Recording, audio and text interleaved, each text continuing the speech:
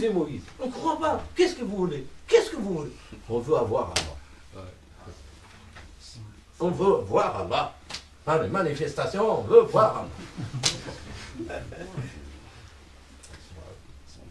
C'est pour cela, Yahri, je vous le dis, ce sont des microbes de toutes les sociétés. Et ça sera jusqu'à la fin des temps. C'est bon, Adam, ou mon frère? Hier, je vais poser une question, on n'avait plus le temps, et ça tombe bien que je la pose aujourd'hui. Oui, vas-y, mon frère. C'est en lien justement avec le mariage. Parle un peu plus fort. C'est en lien avec le mariage que Chiralel il a fait hier. C'est lorsque, je crois que c'est l'oncle marié qui parlait de frapper sa femme, justement. Ah, tu t'es, toi? Hein? Tu t'es? Non, mais... On t'a raconté. Vous me l'avez dit hier. Ah. Et en fait, c'était l'éclaircissement du verset 34 de la sourate numéro 4. D'accord. En fait. Et où justement ça parle, où il y a le mot frapper. Donc c'était pour, exact. Allah subhanahu wa ta'ala, wa in khiftum shiqqa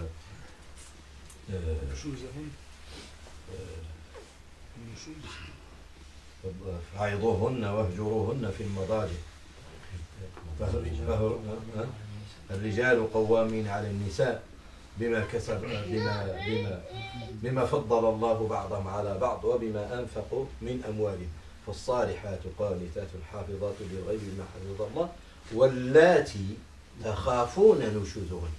Donc Allah subhanahu wa ta'ala a parlé des femmes pieuses, mashallah. Maintenant il parle d'un cas. Ceux qu'on a peur qu'ils se déragent, qu'ils sortent du foyer. Parce que l'homme, c'est lui le protecteur du foyer. Donc il dit, voilà le cas d'une femme, t'imagines, tu es marié, tu as 2 gosses, tu vis une vie très très bien, et ta femme te dit, il y a un beau gosse, ciao mon fils, ciao mon petit, tu plus, comment tu fais? Comment tu traites ça?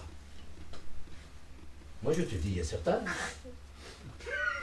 tout de suite, tu veux sortir, il la coupe en morceaux. Oui, moi, j'espère qu'il arrive à personne, ça. C'est vraiment, hein, tu imagines, Yahri, tu as construit une famille, tu as donné des enfants, et à la fin, tu trouves une femme, il veut partir, parce qu'il a vu un mec, parce qu'il tchatchait la nuit avec un mec, et l'autre il lui a fait rêver. Voilà, j'ai vécu ça, moi. Pas spécialement pour ma famille, j'ai vécu avec des frères. Et pour vous dire, c'est des frères qui sont dans le halaqa, dans des halaqas comme ça. C'est-à-dire, toi tu pries, tu l'as, et l'autre il prie, et l'épouse de celui-là, il s'intéresse à l'autre. Parce que c'est pour cela que je dis à mes frères, méfiez-vous de mixité. La mixité, c'est dangereux. Tu ramènes ta femme, et lui ramène, viens, on va manger un kebab. Il n'y a pas de mal. Mais les regards dépassent, et machin, et tout, 1 fois, 2 fois, et après, un téléphone, il est là, oui. Le shaitan, il travaille. Donc, t'imagines dans cette situation, c'est délicat. Moi, je dis, il y a des gens qui réagissent mal, des époux, ils réagissent mal. Je la tue. Et c'est tout. Allah subhanahu wa ta'ala, il a fait une solution. Qu'est-ce qu'il a dit? C'est-à-dire, essaye de la rappeler. Raisonner, rappeler. Faire peur d'Allah subhanahu wa ta'ala, faire rappeler qu'il a des enfants, qu'il est marié, qu'est-ce que la communauté va pas s'en elle. Subhanallah, maintenant aujourd'hui, tout s'éclate. Donc, rappeler. Ça, c'est le premier niveau. Si ça donne des fruits, alhamdoulilah. Si une femme pieuse, miskina, il a penché un petit peu tout le monde, il a glissé un peu, le mari, il l'a rappelé, et il a dit, ça y est, j'arrête. Alhamdoulilah. Maintenant, si le rappel, il n'arrive pas, Allah il a dit, passez à un autre niveau. C'est fahjaruhun, c'est-à-dire, quitte-la dans le lit. C'est-à-dire, ne lui donne pas ses besoins relationnels. Vous avez compris ce que je veux dire. Donc, parce que aussi, c'est une façon de faire la pression sur elle. C'est une façon de l'éduquer. Peut-être il va se raisonner elle-même et dire je suis dans le défaut et sous le besoin, il va s'incliner et dire allez, ça y est, j'arrête là. Là, si même ça, il ne donne pas de fruits. Là, subhanahu wa ta'ala, Allah, il nous donne l'autorisation de la frapper. De les frapper. De les frapper. Comment dire? Là, c'est pas avec un bâton, c'est pas avec rentre. Ça suffit pas. Ça suffit pas. C'est pas bon du tout. C'est pas du tout. Celui qui frappe sa femme, le frappe, la frappe qu'il a frappée, ou 2 coups, 3 coups, là, je sais pas, ou la ceinture, l'électricité parfois. Aujourd'hui, je ne sais pas qu'est-ce qu'il arrive dans les foyers. Tout ce qu'il a fait, ça va venir. Et le défaut qu'il a fait, l'erreur qu'il a fait, sera jugé. Ah wallah, tout est jugé. Si je vous dis que le jour du jugement, Allah il juge entre une chèvre qui a des cornes et une chèvre qui n'a pas de cornes. Et il lui a dit, allez, rende. Pourquoi? Ah oui, et tu avais des cornes et tu profitais. Tu donnes des coups. Elle, ce qu'il a, il n'a pas. Donc maintenant, tu rends. Tu rends ton dû. Tu payes tes bêtises. Entre les chefs qui ne comprennent rien du tout. Être humain, il a une femme, ce qu'il a, il est avoué à toi. Et là, tu cherches à l'écraser, non. Donc, Allah nous autorise à le frapper, c'est-à-dire pour diminuer de sa... pour l'atteindre, pour qu'il sente que c'est grave ce qu'il est en train de faire. Donc si maintenant le petit frappe ou le petit bousculade ou l'énervement un petit peu, ça fait... Parce qu'il y a des... il faut dire, même dans la psychologie, il y a des femmes qui aiment recevoir des coups. Hein. Voilà. Malheureusement, il faut que je vous le dise. Hein. Il y a des femmes... Pourquoi elles arrivent? Parce que ainsi, ils sentent que son mari l'aime. Viens chercher. C'est des valeurs culturelles. J'appelle ça des valeurs culturelles. Il dit, tant qu'il ne me frappe pas, il a quelque chose dans la tête. Il faut qu'il me frappe, il faut que je le bouge dans le cœur. C'est-à-dire, il tient à moi. Il y a plusieurs. Mais je vous dis, Allah subhanahu wa ta'ala, il a dit ces niveaux 3 niveaux, mais ce n'est pas donné à tout le monde. Je vous dis, il y a des femmes, si tu le touches comme ça, c'est fini pour toi.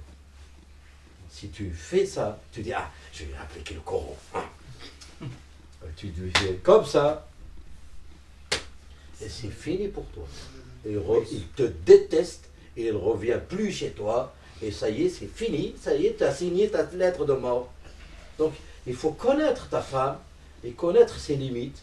Peut-être elle est peureuse, donc crier sur elle, ou taper la porte, ou là, ils disent, les savants, ils ont dit, c'est avec un oud, c'est une baguette. Tu la touches.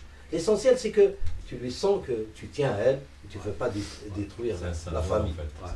C'est-à-dire, c'est un symbole de dire, je ne vais pas faire détruire la famille, je vais te bloquer, ça. Mais maintenant, s'il dépasse ça, Allah subhanahu wa ta'ala, il a donné une autre solution. C'est qu'il lui ramène un avocat de lui, ou là, un représentant de sa famille, un représentant de sa famille, de la femme, et il essaye de chercher, se concilier. Mais aujourd'hui, ici en France, ça ne se fait pas comme ça. Ça ne se fait pas comme ça. Mais j'espère, Yahri, qu'on n'arrive pas à ça, Yahri. Nabi sallallahu alayhi wa sallam, si je vous dis, Yahri, regardez, Nabi sallallahu alayhi wa sallam, qui va parler de lui? Qui va le décrire? Notre prophète bien-aimé. Il faut le prendre comme idéal, notre exemple. Et qu'est-ce qu'il a dit là, subhanahu wa ta'ala? لَقَدْ كَانَ لَكُمْ فِيهِمْ أُسْوَةٌ حَسَنَةٌ. C'est notre exemple, le prophète sallallahu alayhi wa sallam. Un petit de 10 ans, il a servi. C'est comme tu as, comment il s'appelle, un servant qui te servait à la maison, qui te ramène des choses. Comment il s'appelle? Des servants. Un domestique. Un domestique. Il a dit, j'ai servi le prophète 10 ans. Regardez. Il a dit, jamais il m'a dit non. Donc, j'ai une chose que j'ai pas fait, pourquoi tu l'as fait? Ou j'ai une chose que j'ai fait, que j'ai pas fait, pourquoi tu l'as pas fait? Il a dit, il a jamais tapé avec sa main. Il a dit, sa main, il était lisse et douce. C'est ça, le Nabi sallallahu alayhi wa sallam. Même Omar, il est rentré chez sa fille, qui était la femme du prophète sallallahu alayhi wa sallam. Il était étonné. Omar, vous connaissez Omar? Bon. Il a dit, j'ai entendu une information, je suis vraiment contrarié. Qu'est-ce qu'il a information? Entre toi et le mari, entre toi et le prophète. On m'a dit que vous énervez sur le prophète, vous gueulez sur lui, et parfois vous l'engueulez, et parfois vous ne parlez même pas avec lui. C'est-à-dire, comment ça s'appelle? Le quitter. Il a dit, c'est vrai. Parfois on le quitte 2 jours, on ne parle pas avec lui. Le prophète, vous ne parlez pas avec le prophète, tu l'ignores. Je l'ignore, comme ça. Je regarde, il se permet à ça. Il se permet que sa personnalité soit facile. Juste, le prophète, s'il est là parmi nous, il ne sera pas sur terre, il ne marche pas sur terre. On ne le laisse pas passer. Une femme, il l'engueule, il le laisse, comment? Allez, reste toi, 2 jours, ne parle pas avec lui. Il le boude. Voilà, exactement. Il le boude. Et le prophète, il dit pas, oh, c'est avec qui que tu fais ça? Jamais il lui a dit ça. Tu sais, avec qui tu fais ça? Avec l'ami d'Allah. Que tout le monde, il parle de lui. Que Allah il a lié son nom avec son nom, avec le nom du prophète. Tu vas où? Il te permet. Jusqu'à même Nabi sallallahu alayhi wa sallam, il les a quittés. Tellement ils l'ont fracassé, ils l'ont chiffonné un petit peu. Il a dit, allez, je vais retirer. Il s'est retiré 1 mois. Par gentillesse. Il s'est retiré 1 mois. Mamadou, comme tu as enlevé la main. Oui. Après, c'est Abdelrahman. Après, si Jamal, puis Inch'Allah, on arrête. Oui, moi j'ai vu un cours, il a dit. Vas-y, sois court, mon frère. Je te répète. Al-Yahoud, Nassar, le Coran, il a dit ça. Mais le problème, que la vérité de Dieu, il est universel. Le problème, avant l'arrivée du commandeur de Aïssa Boun Mariam, c'est écrit dans la Taurata. On se comprend qu'Aïssa Boun Mariam viendra et le peuple juif, il est venu au peuple juif, le peuple juif ne l'a pas cru. Comment le Coran peut venir derrière justifier ce qu'il a fait?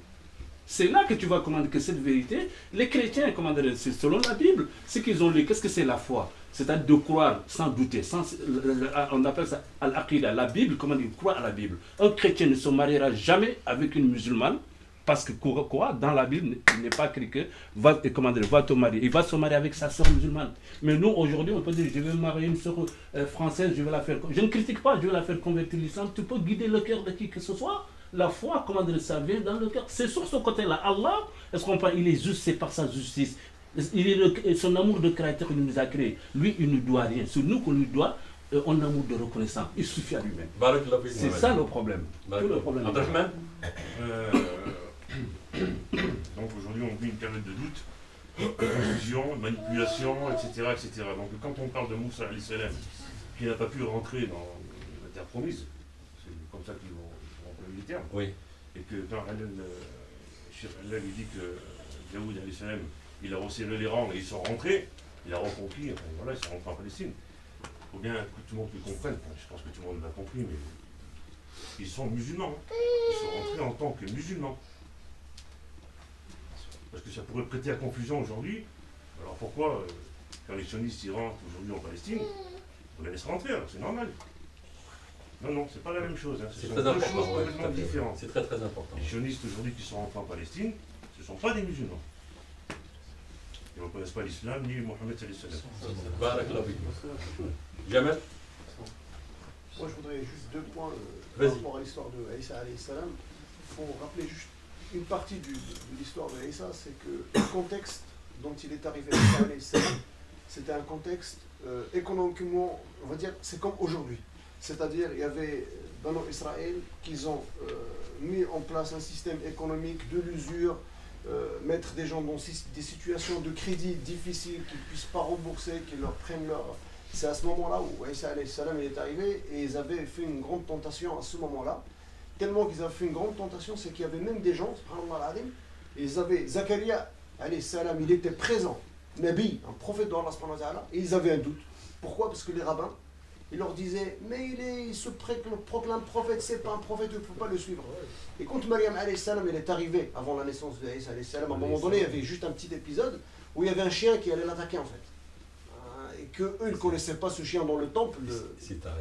Et ils ont vu, ils l'ont regardé les rabbins, les décideurs, ils ont dit, bah, vous allez voir maintenant si c'est Maryam qui dit ça ou non. Tout de suite, on va le savoir. Le chien là, il ne rigole pas, il va là. Et subhanallah, le chien est arrivé devant elle, il s'est posé, il l'a regardé, il n'a rien fait. Et c'est une preuve pour eux quand même. Et pourtant, ils sont restés sur leur position jusqu'à l'arrivée de Isa alayhi salam. Et que ça, à ce moment-là, subhanallah, il y a une image agible qui s'est passée, c'est que ces jeunes-là, il y avait des jeunes, qui eux, ils étaient perdus parce qu'ils voulaient suivre Zakaria. Mais ces rabbins, ils leur disent non, il ne faut pas le suivre, c'est n'importe quoi, c'est pas un prophète. Voilà, et ces gens-là, quand ils ont vu Isa, ils sont tombés par terre, ils pleuraient. Ils ont dit, oh là, on a raté, ça fait des années qu'on était égarés, alors qu'on avait des preuves sur la vérité et du message de Zakaria alayhi salam. Je termine là. Et deuxième point sur le mariage, comme il parlait à Jalal, je pense que pour ne pas en arriver à frapper, il y a des coups. Je pense que il faut, quand on veut se marier, quand on est musulman, il y a des critères, il y a des choix. Sa femme, on ne va pas la rencontrer dans un bar ou dans une discothèque ou dans un endroit. Hein, et ça, il faut pas rêver, c'est qu'il y a des choses qu'il faut bien se mettre dans la tête. Parce que, Inch'Allah, dans la salle, il y aura bientôt beaucoup de mariages. Et il faut se mettre dans la tête que quand on veut se marier, il faut d'abord qu'on fasse le point sur nous-mêmes, qui on est. Parce qu'Allah il ne va pas vous donner une femme, mashallah, si vous ne voulez pas. Parce qu'il y avait des compagnons qui ne voulaient pas se marier, qu'on leur dit pourquoi, il dit bah il faut que j'améliore d'abord moi, parce que si Allah il me donne une femme comme moi aujourd'hui, là on est foutu. Donc il faut d'abord commencer par soi. Et comme les petites anecdotes avec Omar ibn Khattab, quand quelqu'un était venu voir avec un enfant qui venait juste de naître. Il lui a dit oh, Omar, Allah il m'a donné un enfant, donne-moi des conseils pour l'éduquer. Il lui a dit quoi? Il dit, bah, c'est trop tard. Il dit, mais il vient de naître, c'est lui là. Il dit, trop tard. Tu aurais dû venir me voir, avant de choisir sa mère. Ouais. Une fois que tu as choisi la mère, maintenant tu es. Voilà. Allez, la dernière question, Boubacar, vas-y. C'était par rapport au diable là, de tout le monde. Oui. Alors, il y en a seulement 2 ou 3 qui n'avaient pas eu de diable. Je crois que c'était Myriam, sallallahu alayhi wa sallam, et Aïssa. Dans la famille d'Imram, ils avaient, en gros, ils voulaient hériter parce qu'ils voulaient que leur but c'était que la religion elle se transmette bien et l'enfant ils l'avaient mis sous la protection d'Allah.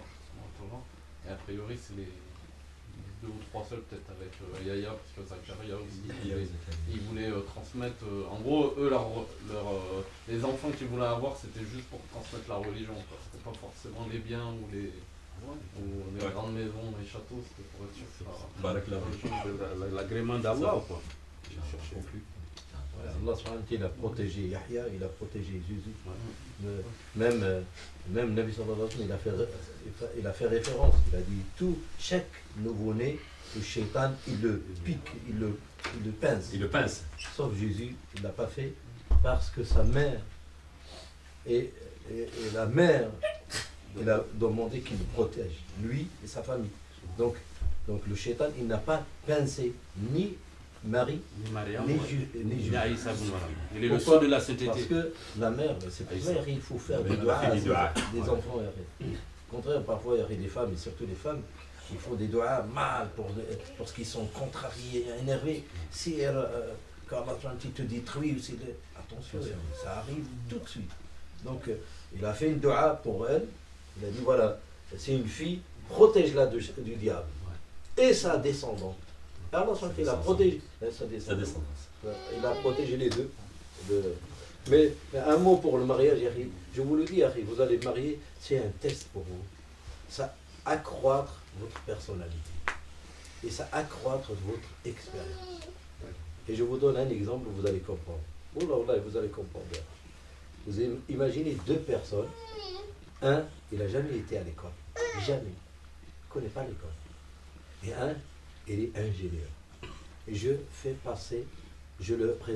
présente à ces 2 personnes quelqu'un qui est docteur. Donc les 2 personnes, ils voient cette personne différemment.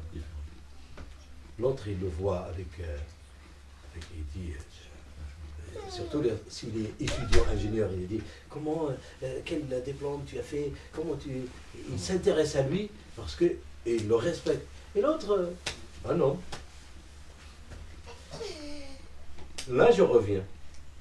Donc, selon ton expérience, tu vas honorer ou là, tu vas juger l'autre. Et tu vas donner un niveau. Là, je reviens à nous. Pour que nous, on voit Allah subhanahu wa ta'ala. Et on voit sa grandeur, il nous donne des expériences. On a acquis des expériences ici. Et comme ça, tu as acquis des expériences, tu vas voir la grandeur d'Allah. Tu vas voir la grandeur. Parce que si tu es une petite science, tu ne vois pas cette grandeur d'Allah. C'est pour cela Allah qu'il a dit Innama yakhsha min ibadihi Innama yakhsha Allah min ibadihi ulama. Il n'y a que les savants qui craignent Allah, qui voient sa valeur. C'est pour cela, alhamdoulilah, la femme, c'est une expérience pour toi. Les enfants, c'est une expérience. Une fois que tu grandis et tu maries les enfants, c'est une expérience. Et les enfants, ils font des enfants, tu as une expérience. Et là, ton âme, il grandit. Et lorsqu'il rencontre son Seigneur, il est au top. Là, c'est pour cela qu'il dit à Allah, oh l'âme apaisée, reviens vers ton Seigneur. Parce que là, tu es levé, et là, tu es satisfait de ton Seigneur. Et là, tu le connais mieux, parce que tu as passé toutes les expériences. Donc, n'échouez pas avec le premier expérience, qui est la femme. بارك الله فيك. سبحانك اللهم وبحمدك نشهد ان لا اله الا انت نستغفرك ونتوب اليك. اللهم صل على محمد وعلى ال محمد كما صليت على ابراهيم وعلى ال ابراهيم وبارك على محمد وعلى ال محمد كما باركت على ابراهيم وعلى ال ابراهيم في العالمين انك حميد مجيد. سبحان ربك رب العزه عما يصفون وسلام على المرسلين. La semaine prochaine, Inch'Allah, donc samedi ici.